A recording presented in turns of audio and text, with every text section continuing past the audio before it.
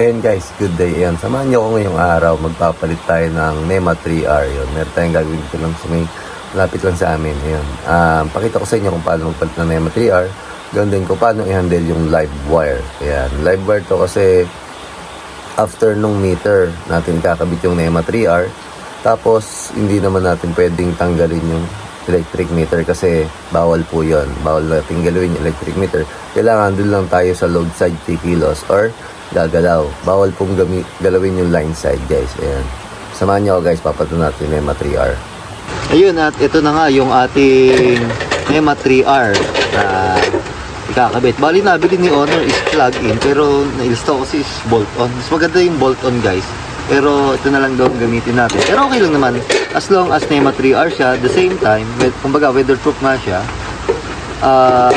wala namang problema. Yan. Ang ano lang niya, mas yung bolt kasi mas control niyo yung fix nung wire do sa breaker niya, sa circuit breaker.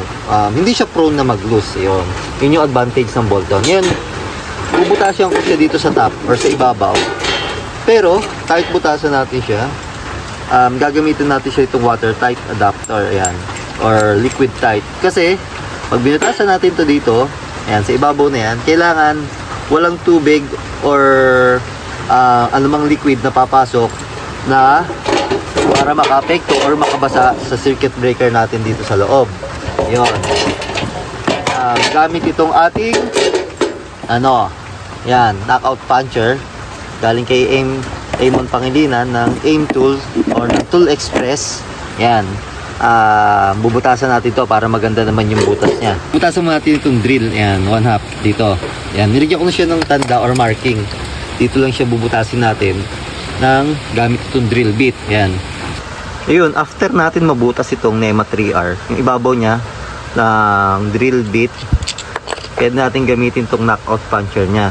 Yan, ito yung dice niya. Yun. Or dice ng ating knockout puncher. Ipitin lang to tapos ipihitin lang natin to ng wrench o ng close wrench. Ayan. Lagay lang natin to.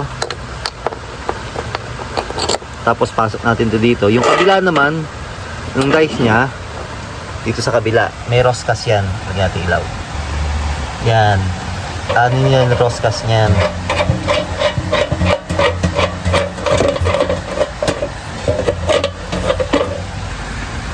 Ayan. Ganyan na. Nakaipit na siya guys. Tapos, saka natin gagamit itong wrench. Ayan. Pipitin nyo lang hanggang sa ano siya. Ayan. Mabubutas na ng kusa yan.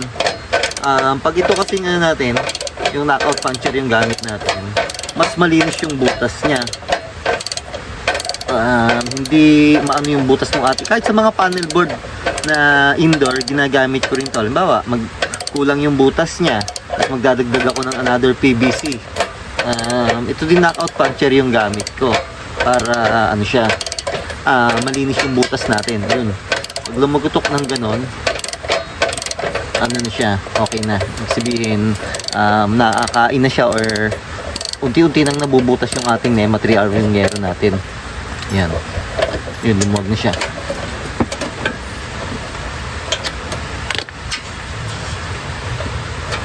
Yun, oh. Ayan, yung pagkakabutas nyo, makita nyo, bilog na bilog. Yan. Baga, malinis. Kasi pag minsan, binutas nyo yung drill, hindi maganda yung pagkakalinis. Kahit gumamit kayo ng liquid tight, minsan, may mga siwang or may mga butas na posibleng pasukan o lusutan ng ating tubig na yun, magiging sanhi ng pagkukurod ng ating connection between wire tsaka circuit breaker. Yun, hanggang sa mag-lose contact na siya. Minsan yun, kasi yun, nawawalan na kayo ng ilaw kasi hindi na maganda yung flow ng kuryente gawa ng may corrode na siya kasi nga nababasa or pwedeng mabulok itong loob ng NEMA 3R. Ayan, kasi nga pinapasok na ng tubig. Mapapansin nyo pati guys, yan kapag ka knockout puncher yung gamit natin, yun maganda yung lapat ng ating adapter or ng liquid tight.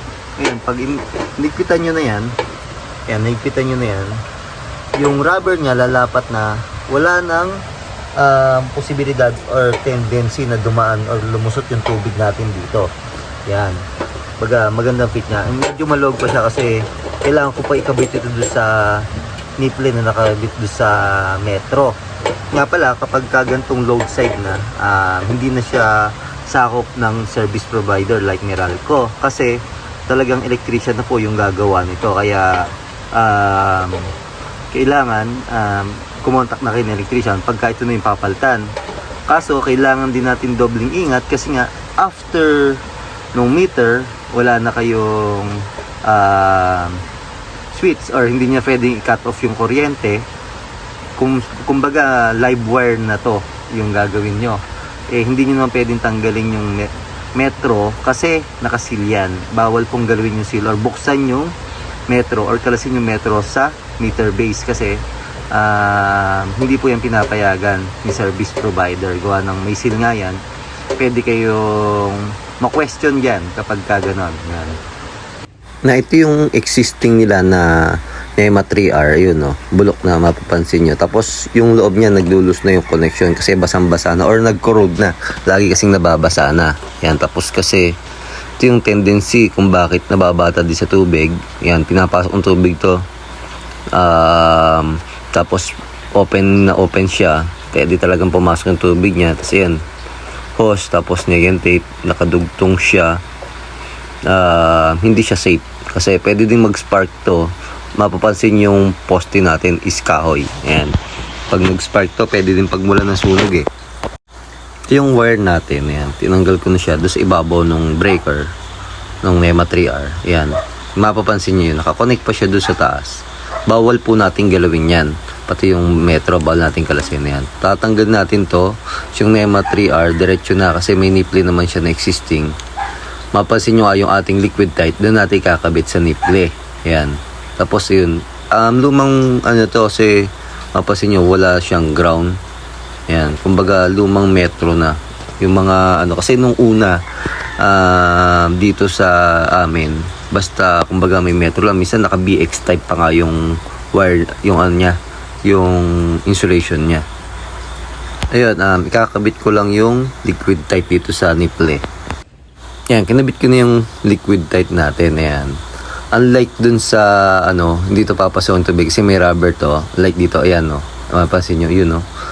Nilalagyan ng Vulcasil pa nung iba. Pero ito, kahit di nilagyan ng Vulcasil or ng sealant. Kasi may gasket yan. Yun yung nagpe-prevent para wag pumasok yung tubig papunta doon sa loob ng NEMA 3R guys. Tapos ayan, may lock nut siya. Ito yung isa pang mag-iipit doon sa NEMA 3R natin.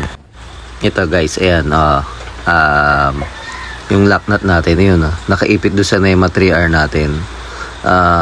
Tapos pwede natin tong screw kasi kahoy nga lang din yung poste natin. Tapos mapansin nyo, yun no, wala siyang gap. Hindi papasok yung tubig natin dito sa loob ng ano, itong ating NEMA 3R guys. Baga, hindi mababasa yung connection nito. Yan, pagka kasi nabasa yung connection nitong breaker tsaka nung ating ano, nung ating wire, pwede yung mag-corrode. Yun, mag-lose connection na. Simula mag-lose connection. Saan mag-spark na kasi hindi na maganda yung daloy ng kuryente natin. Ngayon dito, ayan, sinicure ko na lang yung connection niya. Hinigpitan ko na lang. Tapos dito naman, ayan, yan line side na yan. Yan yung may kuryente guys. Dito sa ibaba ng breaker, yung load side, papasok na sa bahay yan. Ayan. Diretso na yun dito. Iaayos lang natin ito. Papalitan ko lang ng PVC itong ano niya, insulation niya. Yan yung load side guys. Ito, papasok na, papunta na dun sa loob ng bahay. Yan. Pialta ko na rin ng PVC, tapos nagmamit na rin ako ng adapter para nakahold siya ng megi to sa NEMA 3R natin, yung PVC. Tapos ito, ayan, yung wire natin, kakabit na siya dun sa ating circuit breaker, dun sa ilalim sa load side niya. Ayan, bali ganyan lang kasimple magkabit ng wire. Test natin kung may current. Ito yung multimeter natin. Ayan. Check natin kung okay yung ating kabit. Yan, sa line side muna. Ayun o, may na-read siyang 235 volts. Dito naman tayo kay load side. Itinaas ko na rin yung bagong kabit natin ng circuit breaker. Ayan o, meron siyang current. Yan, medyo lobat na pala yung ating ano, multimeter. Pero nakita nyo, naka-read tayo ng 230 volts. Ayan, ibig sabihin, okay din yung connection natin, yung kabit natin guys ng ating ano, circuit breaker. Yun, yun lang yung ginawa natin dito. Nagpalit lang tayo ng NEMA 3R. Ayan. inayos lang din natin yung connection niya para wag talaga pasukin ng tubig. Nang sa ganun, tumagal din tong NEMA 3R natin, guys. Kasi pag dun sa loob, nakababad yung tubig or pumasok yung tubig, yan. Yung mga connection niya, maglulus. Yung NEMA 3R, unti-unti na mabubulok. Ayan. Ayan. Sana nagka-idea kayo sa video natin to. At maraming salamat po. Stay safe and God bless po.